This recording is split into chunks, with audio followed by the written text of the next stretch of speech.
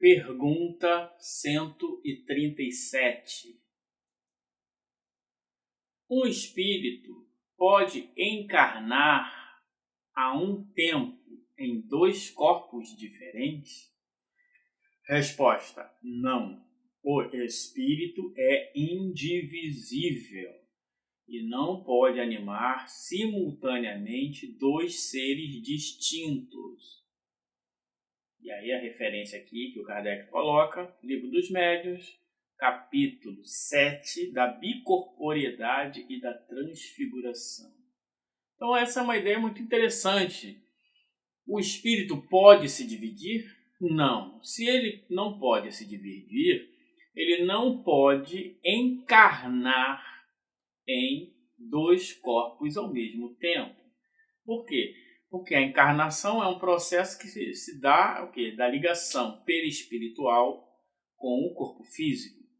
Então, não há possibilidade do espírito encarnar ao mesmo tempo em dois corpos. Tem um artigo que é um conto, na verdade, na Revista Espírita, esse ano aí, que tem a lenda do homem eterno. Aí é um conto que criaram a ideia de que o espírito ele encarnava em dois corpos diferentes, um corpo, por exemplo, no Japão e outro corpo nos Estados Unidos, só para ter uma noção. Então, enquanto um corpo dormia, ele estava lúcido no outro. Quando esse corpo dormia, ele estava lúcido no outro. Claro que isso é uma impossibilidade. Por quê? Porque o espírito não pode encarnar em dois corpos diferentes. Essa é uma questão que já foi abordada por alguns pseudo-sábios, como eu já citei aqui, quando nós estávamos estudando as causas primárias, lá nas primeiras perguntas, né? E algumas teorias que o espírito vira um ovoide, depois ele explode, nasce vários espíritozinhos. Isso é pura invencionice, não faz o menor sentido, porque o espírito não nasce da explosão de outros espíritos, ok? O espírito nasce do princípio espiritual que se individualiza. Então não é um processo. Essa é uma questão muito importante. E também elimina a possibilidade que tem algumas ideias, né, de espíritos que estariam encarnados em dois lugares ao mesmo tempo. Ao passo que um espírito pode influenciar dois corpos ao mesmo tempo. Por exemplo, um espírito que tem uma capacidade moral e intelectual muito grande, ele pode ditar ao mesmo tempo duas mensagens para dois médiuns diferentes em ambientes diferentes. Ele pode fazer isso.